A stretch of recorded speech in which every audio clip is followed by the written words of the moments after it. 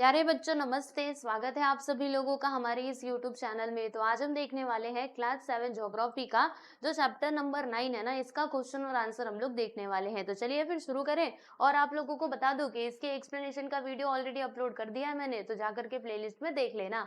तो देखो यहाँ पर ये रहा आपका क्वेश्चन नंबर 1। इसमें क्या लिखा है देखिएगा। इसमें लिखा है कि select the proper option for the following questions. यहाँ पे कुछ यहाँ पे कुछ स्टेटमेंट्स दिए गए, तो आपको सही आंसर को सिलेक्ट करके उसमें बताना है कि कौन सा यहाँ पे आंसर राइट होगा। ठीक है, तो अगर आप अपने टेक्स्ट बुक में देखेंगे तो वहां पे आपको ऑप्शंस भी दिखेंगे। मैंने तो इधर डायरेक्टली आंसर्स लिखे हैं। तो आइए मैं आपको एक एक एक्सप्लेन करके बताती हूँ, सारी चीजें समझ में आ जाएंगी। जिन्होंने भी चैप्टर का एक्सप्लेनेशन अच्छे से किया रहेगा उनको क्वेश्चन के अंदर कोई भी प्रॉब्लम नहीं होने वाली। ठीक है, मैंने पहले ही बता दिया था। तो चलो यहाँ पे देखते हैं क्या लिखा है कि in which of the following type of farming are the crops rotated, यानी कौन से टाइप की फार्मिंग में ऐसा होता है कि जो क्रॉप्स है ना वो रोटेट होते हैं। रोटेटेड का मतलब क्या होता है, यानी अदला बदली करके लगाए जाते हैं। तो बताइए ये कौन से टाइप की फार्मिंग में होता है। तो याद है आप लोगों को, हमने अलग अलग टाइप के एग्रीकल्चर पढ़े थे, है ना, सब्सिस्टेंस फार्मिंग। ओके, फिर उसके बाद हमने कुल मिलाकर के 6 प्रकार के जो खेती है उनके बारे में स्टडी किया था। ठीक है, तो उसमें से एक इंटेंसिव फार्मिंग था जिसके अंदर ये होता है कि जो क्रॉप्स है ना वो अदल बदल करके लगाए जाते हैं। ठीक है, यानी रोटेट होते हैं। अगला सवाल कि एग्रीकल्चर रिक्वायर्स द फॉलोइंग, यानी एग्रीकल्चर में हमें किसकी किसकी जरूरत पड़ती है। तो देखो एग्रीकल्चर के लिए आपको एनिमल्स चाहिए, use of animals, implements. Implements यानी क्या होता है, जो हम लोग औजार यूज करते हैं ना हमारी खेती में, ठीक है, वो हो गया, जैसे कि हल वगैरह, राइट। और मशीन्स भी चाहिए, मैन पावर भी चाहिए। अगर इंसान रहेगा तभी तो खेती कर पाओगे ना, है ना। इंसान नहीं है तो कैसे खेती करोगे। तो मैन पावर भी चाहिए, यानी कि इंसान हमारा पावर भी चाहिए ना वहां पर, एज वेल एज मशीन भी चाहिए। ठीक है, मशीन देखो, मशीन की मदद से हम लोग खेतों में ये कर लेते हैं, सिंचाई कर लेते हैं। ठीक है, पंप वगैरह आते हैं, राइट। इसके अलावा जो खेतों में धान वगैरह उगते हैं उनको हम मशीन की मदद से काट भी सकते हैं कम टाइम में, बस जरूरत है तो पैसे देने की। अगला सवाल कि in India agriculture has developed because, मतलब इंडिया में एग्रीकल्चर डेवलप हुआ है, क्यों डेवलप हुआ है। क्योंकि देखो हमारे इंडिया में जो फैक्टर्स है ना, जैसे कि क्लाइमेट, सॉइल और वाटर, ये क्या है, ये बहुत अच्छे हैं खेती के लिए, इसीलिए हमारे इंडिया में ये एग्रीकल्चर यानी खेती का डेवलपमेंट हुआ है। ठीक है, 14 सवाल देखेंगे। देखो प्यारे बच्चों, इसमें क्या लिखा है कि it is necessary that modern modern methods and technology be used in agriculture in India because, मतलब देखो ये बहुत जरूरी है कि क्या करना चाहिए इंडिया में, कि जो मॉडर्न मेथड्स एंड टेक्नोलॉजी है ना वो हमें एग्रीकल्चर के अंदर यूज करना चाहिए। वाई, क्यों, इसके पीछे का कारण क्या है।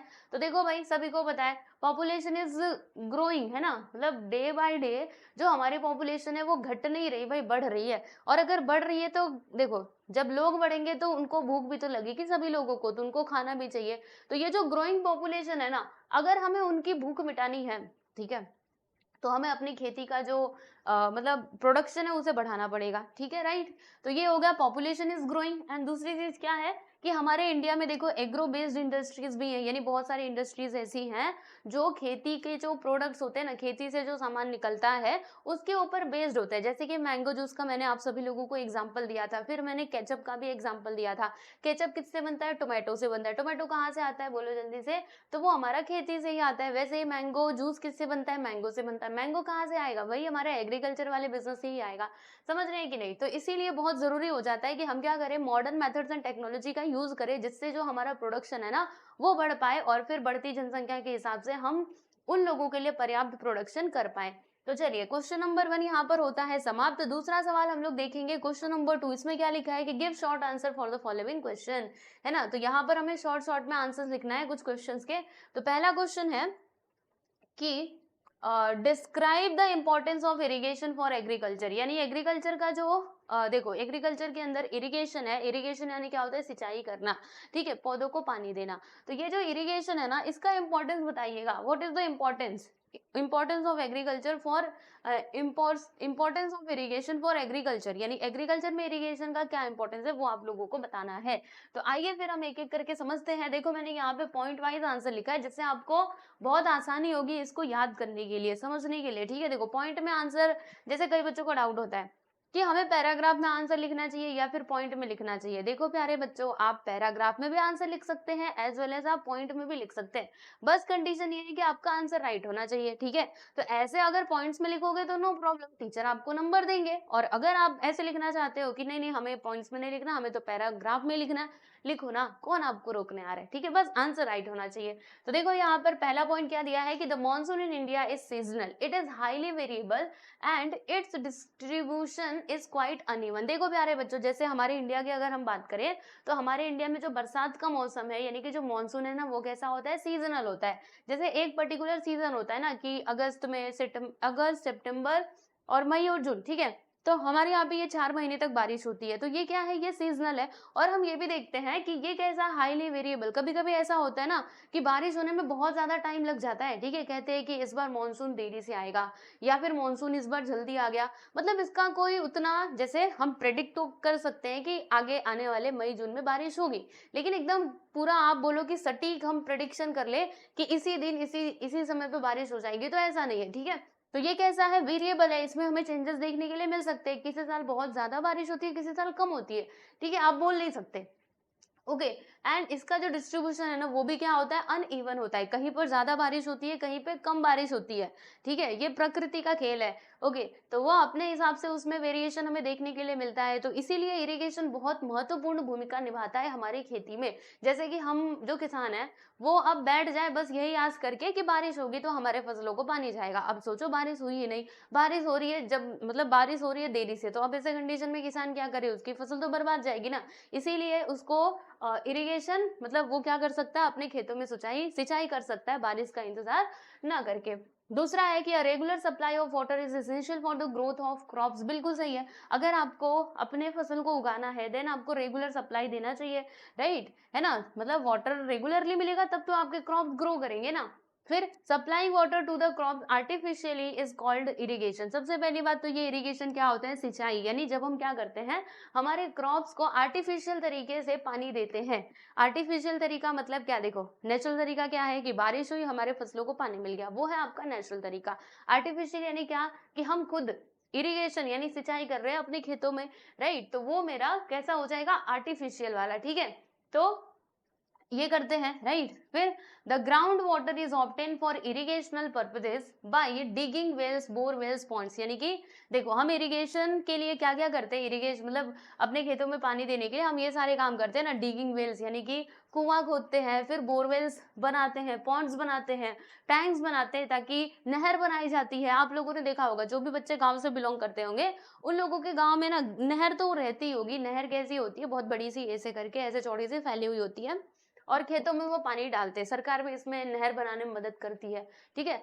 हमारे गांव में था, मैंने देखा था, लेकिन जब तक मैं गांव में गई थी ना तब गर्मी का दिन था और वो नहर सूख चुकी थी। मतलब सरकार उसमें पानी छोड़ती है, फिर वो पानी आता है, तो उस टाइम पे पानी नहीं था, तो कहते थे पानी अभी नहीं है, बाद में आएगा। ओके, तो ऐसे, तो वो ये सारी चीजें होती है। फिर this water is supply to the farms with the help of channels और बाय यूजिंग इलेक्ट्रिक पंप्स। और देखो क्या किया जाता है, ये जो पानी है, ठीक है, इनको चैनल्स के थ्रू या फिर इलेक्ट्रिक पंप्स के थ्रू हमारे खेतों में पहुंचाया जाता है। आप बोलेंगे चैनल क्या है, अरे हम लोग ऐसे करके मेड़ वगैरह बनाते हैं ना, जिसके अंदर से नाली बना देते हैं, जिसके अंदर से पानी ऐसे रेंगते पानी जाता है। आप सभी मतलब जो भी बच्चे गांव से होंगे ना उन लोगों को पता होगा, मैंने तो देखा है क्योंकि मैं जब छोटी थी ना मैं गांव में थी, ठीक है, और गांव में सब लोग सिंचाई किया करते थे, तो मुझे पता है ऐसे ऐसे करके बनाए रहते, ठीक है, और इसमें करके पूरा पानी जो पंपू सेट होता है ना उसको चला देते हैं, बोरिन, हम लोग बोरिन बोला करते थे गाँव में। आप में से जरूर बताना कि आपके गाँव में उसको क्या बोलते हैं। हमारे गाँव में तो बोरिन बोला करते थे। तो बोरिन चालू करते थे, फिर क्या होता था, फिर ये होता था कि इसके अंदर से पानी गया, मान लो यहाँ पर खेत है, ठीक है, तो अब इसके अंदर से भी मेड़ी बना देंगे और ये पानी फिर इनके खेतों में चला जाएगा, ऐसे रेंगते रेंगते। मान लो कि यहाँ पर खेत है, ठीक है, तो ऐसे करके इधर आया पानी, इसके अंदर चला जाएगा, ठीक है, फिर यहाँ पर खेत है तो यहाँ से एक मेड़ी काट करके बना दिए, फिर इसके अंदर पानी जाएगा। तो ऐसे करके खेतों में सिंचाई होती है, ठीक है, अभी भी होती है। मैं अब मतलब पहले की बात नहीं बता रही हूँ, अभी भी ऐसे सिंचाई लोग करते हैं। पूरा ऐसे नाली बना देंगे, फिर उसके अंदर जो भी खेत में पानी डालना रहेगा उधर से मेड़ी बना देंगे और फिर वो पूरा पानी खेतों में चला जाता है, ठीक है। हाँ, तो बस फसल देखो, जो आप फसल देखते हो इतना लहलहाती हुई, इसके पीछे बहुत मेहनत लगती है, समझे। फिर with the various techniques of irrigation facilities crops are grown on a larger scale, ठीक है। और जब हम क्या करेंगे, इरिगेशन प्रॉपरली करेंगे, पौधों को पानी देंगे, तो हमारी फसल डेफिनेटली बहुत ही अच्छी होगी। तो ये है प्यारे बच्चों importance of irrigation for agriculture. समझ में आया कितना इंपॉर्टेंस होता है। चलो अगले सवाल की बात करेंगे दूसरा सवाल क्या है आप लोगों के सामने कि give a comparative account of any two methods of irrigation, यानी आपको इरिगेशन के कोई भी दो मेथड्स बताने हैं। तो आइए हम देख लेते हैं दोनों मेथड्स के बारे में।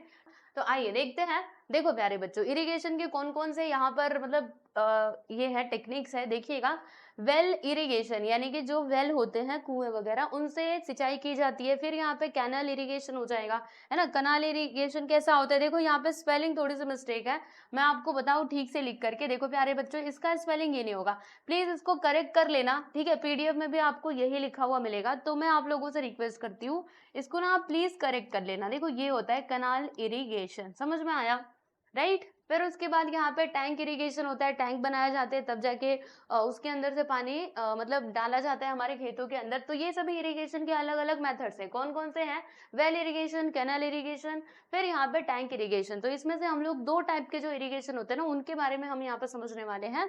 तो चलिए हम यहाँ पे बात करते हैं प्यारे बच्चों, पहले तो वेल इरिगेशन की, ठीक है। ये कॉमा भी हटा देना। तो देखो इसमें पहला पॉइंट क्या है कि in this type of irrigation the ground water is obtain by digging wells, borewells etcetera. यानी कि इस टाइप के मेथड में क्या किया जाता है, जो जमीन होती है उसको मतलब खोद करके कुएं वगैरह बना लिए जाते हैं, ठीक है। और ग्राउंड वाटर का यूज इसके अंदर किया जाता है, ठीक है। ये कुएं वगैरह बना करके बोरवेल्स बना लेते हैं, राइट। फिर comparatively less area is required for digging wells, यानी कि वेल्स बनाने के लिए हमें बहुत ही कम स्पेस की जरूरत होती है, ज्यादा नहीं, बहुत बड़े बड़े जगह नहीं चाहिए, बस एक छोटा सा जगह रहेगा, वहां पर भी हम लोग वेल जो है वो बना सकते हैं, ठीक है। Wells are owned by people, therefore water in the wells can be used easily and flexibly. यानी कि जो वेल्स है ना उनको कौन ओन करता है, उसका मालिक कौन होता है, लोग ही उसके मालिक हैं, है ना। तो इसीलिए ये बहुत ही इजीली एक्सेसिबल होता है, हम लोग आसानी से इसका यूज कर सकते हैं और जब चाहे तब कर सकते हैं, ठीक है। आपकी मर्जी, जब चाहे तब करो, कुएं से पानी निकालो अपने खेतों में डाल दो, तो ऐसे करके आप सिंचाई कर सकते हो। And well irrigation is comparatively less costly, और ये ज्यादा मतलब इसमें पैसे भी नहीं लगते, क्योंकि देखो कुएं के अंदर पानी भरा हुआ है तो आप उसको निकाल सकते हो ना, या तो आप बाल्टी से निकालोगे या फिर कुछ वो ये लगा दोगे बोरिंग वगैरह, ताकि वो कुएं वाला पानी खींच करके आपके खेतों में पहुंचा दे, ठीक है। तो ये ज्यादा महंगा नहीं होता है, कॉस्टली ज्यादा नहीं होता है, तो वही यहाँ पे बताया गया है। अब यहाँ पे हम बात करते हैं कैनाल इरिगेशन की, ठीक है। फिर से देखो ये स्पेलिंग थोड़ा सा मिस्टेक है, मैं बार बार बोल रही हूँ, आप लोग प्लीज इसको करेक्ट कर लेना, ठीक है। कैनल, कैनाल इरिगेशन, ठीक है।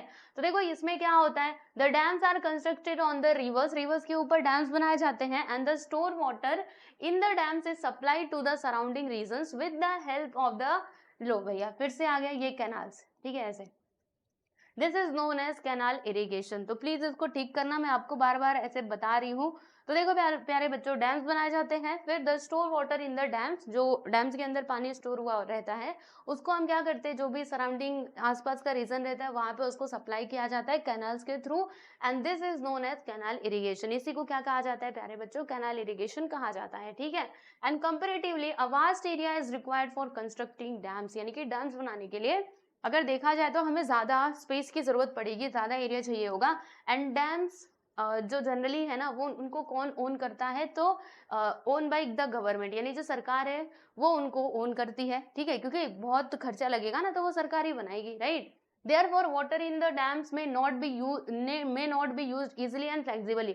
जैसे हमने वेल में देखा था कि वो लोग ही उसको क्या करते हैं, ओन करते हैं, इसमें सरकार का कुछ नहीं, तो वो इजीली एक्सेसिबल होता है, हम लोग कभी भी जब चाहे तब यूज कर सकते हैं। लेकिन जो डैम्स है उनको कौन मैनेज करता है, सरकार मैनेज करती है, इसीलिए वो क्या होता है उसका हम यूज आसानी से नहीं कर सकते, ठीक है। जैसे गवर्नमेंट का टाइम रहेगा ना कि इस दिन इतनी बजे पानी छोड़ा जाएगा, तो फिर सबको अपना अपना काम छोड़ करके आना पड़ेगा उस टाइम पे अपने खेतों में पानी देने के लिए। जो नहीं आएगा भाई वो तो मतलब छूट जाएगा, ठीक है, अब उसके खेतों में पानी नहीं जा पाएगा। इसीलिए यहाँ पर क्या बोला गया है कि ये इतना आसानी से मतलब आसानी से आप इसका यूज नहीं कर सकते, क्योंकि वो सरकार के हाथ में, जब वो लोग पानी छोड़ेंगे तभी आप उसका यूज कर सकते हो, ठीक है। तो वही दिया है। And canal irrigation is comparatively more costly, और ये मोर कॉस्टली भी होता है, ज्यादा मतलब इसके कंपैरिजन में देखोगे तो इसमें ज्यादा पैसे लगते हैं, ठीक है। तो ये देख लो, कैनाल का स्पेलिंग प्लीज करेक्ट करना, मैंने बार बार बोला है, एक बार फिर से लास्ट में बोल देती हूँ, CANAL, ठीक है। चलो अगले सवालों की तरफ हम चलेंगे। नेक्स्ट क्वेश्चन यहाँ पर क्या बोला है कि mention the major types of farming and give information about intensive farming and extensive grain farming.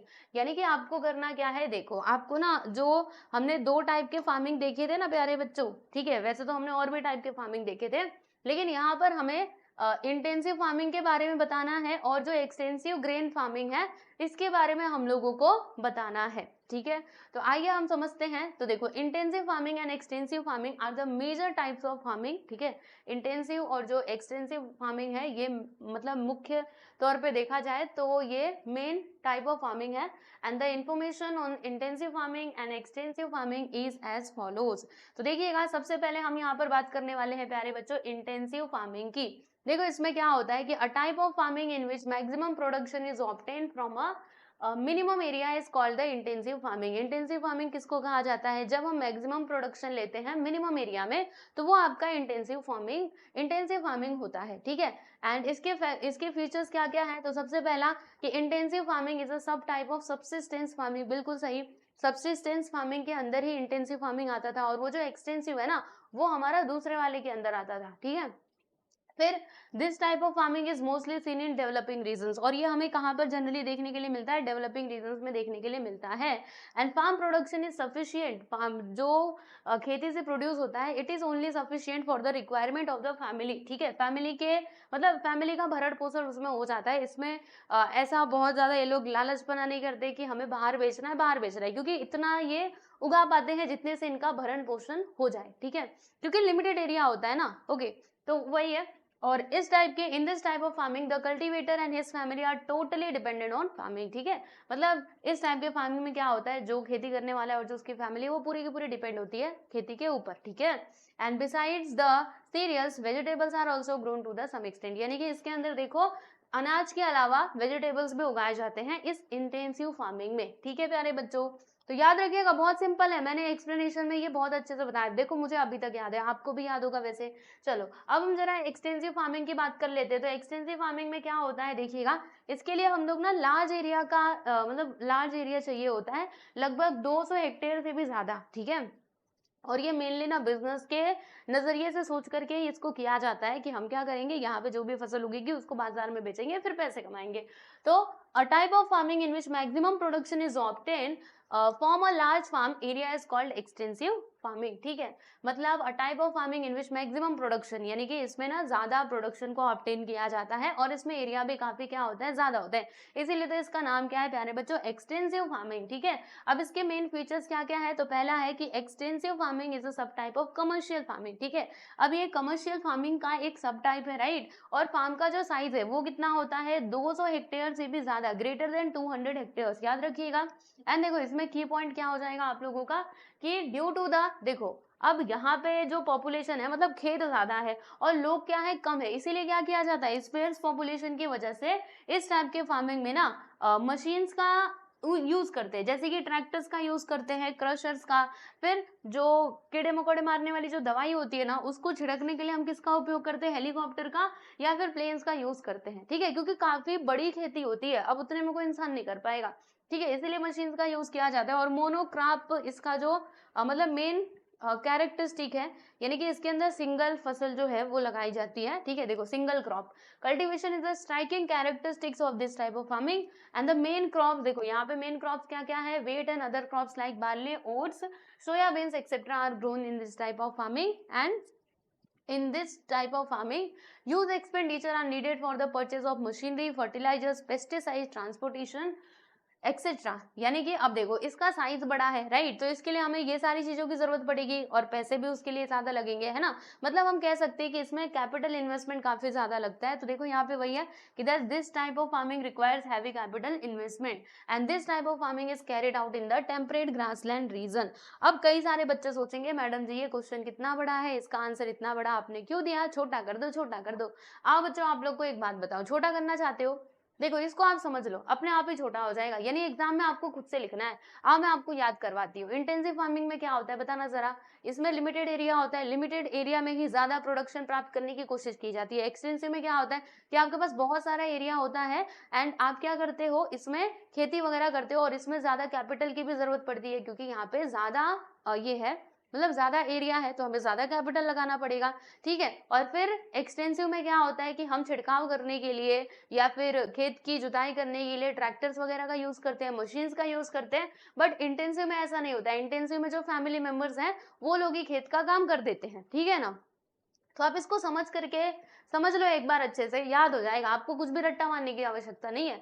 ठीक है, फिर भी आप बोलोगे छोटा कर दो, छोटा कर दो, हम इतना बड़ा नहीं लिख सकते, तो ये जो लास्ट वाले पॉइंट है इनको आप काट सकते हो। देखो यहाँ तक कहाँ गया, हाँ यहाँ तक लिखोगे तो भी चलेगा, ये तीनों पॉइंट्स नहीं लिखा, इट्स ओके, नो प्रॉब्लम, ठीक है। लेकिन इसको अगर आप चाहते हो कि मुझे रट्टा ना मारना पड़े, मैं अपने मन से कुछ एग्जाम में लिखूं, तो इसको ना एक बार अच्छे से समझ लेना जैसे मैंने एक्सप्लेन किया है, ठीक है, और लेसन्स को भी पढ़ लेना बस। चलो, describe the characteristics of plantation farming. अब जो प्लांटेशन फार्मिंग है इसके कैरेक्टरिस्टिक्स आप लोगों को बताने हैं।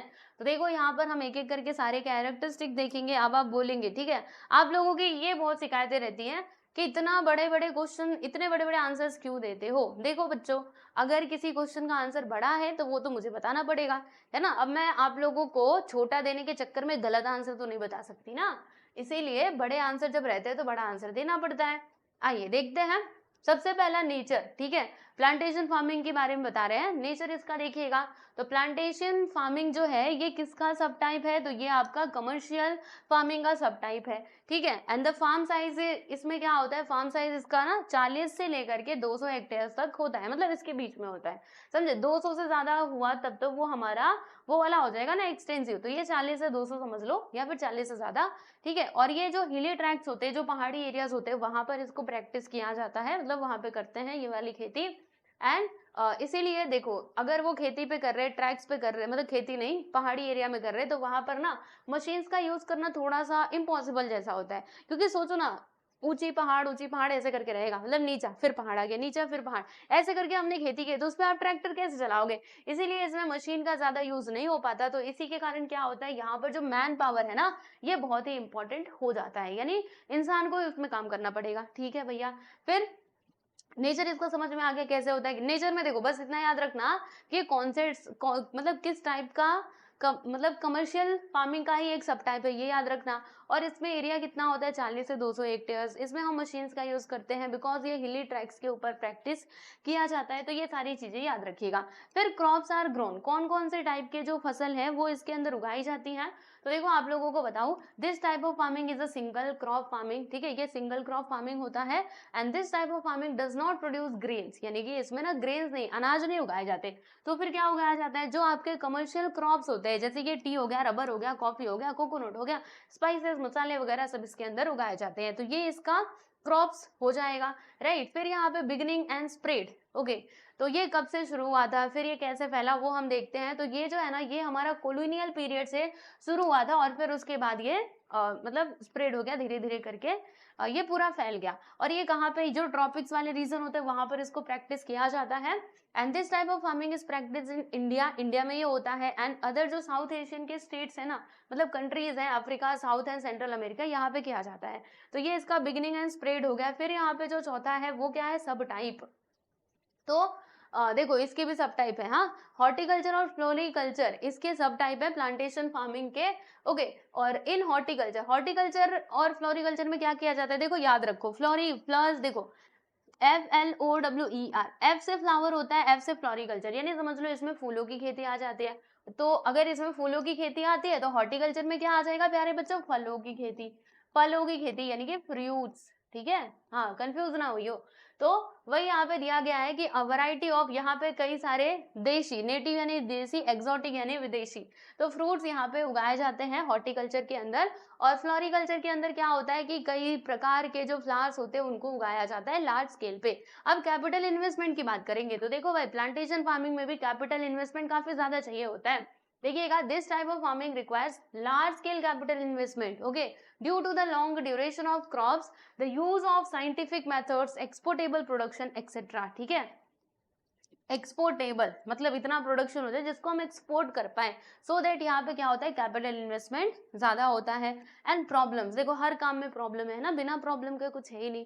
तो प्रॉब्लम क्या है यहाँ पर कि वेरिएशन इन क्लाइमेट, क्लाइमेट में चेंजेस हो सकते हैं, शॉर्टेज ऑफ मैन पावर की कमी हो सकती है, problems deterioration of the environment, environment का कुछ नुकसान हो सकता है, economic and managerial problems are some of the major problems faced by this type of farming, ठीक है। तो ये हो गया इसका आंसर, समझ में आया, काफी बड़ा आपको दिख रहा है, पर इसको समझ करके पढ़ोगे ना तो आपको याद हो जाएगा। इसकी PDF मैं दिलवा दूंगी, चिंता मत करो, ठीक है, हमारे टेलीग्राम चैनल में मिल जाएगा। टेलीग्राम चैनल पता है ना, नहीं जुड़े हो तो जुड़ जाना, हमारा ऐप भी डाउनलोड कर लेना, ठीक है। चलो अब इधर देखो, यहाँ पर क्या है कि which are the crops cultivated in your area, what are the geographical region for that. अब देखो बच्चों, आप लोगों से सवाल पूछा गया है कि आपके एरिया में कौन से टाइप के क्रॉप्स को जनरली उगाया जाता है, ठीक है, और फिर वहां के क्लाइमेट के बारे में भी आप लोगों को बताना है। What are the geographical region for that, यानी कि क्यों, उसका जियोग्राफिकल रीजन क्या है कि आपके यहाँ पे यही फसल उगाई जाती है। तो देखो इसमें आंसर लिखा हुआ है कोंकण के हिसाब से, आप देख लो आपके एरिया में किस टाइप का फ्रूट, किस टाइप की फसल उगाई जाती है, तो उस बारे में आप लिख सकते हो।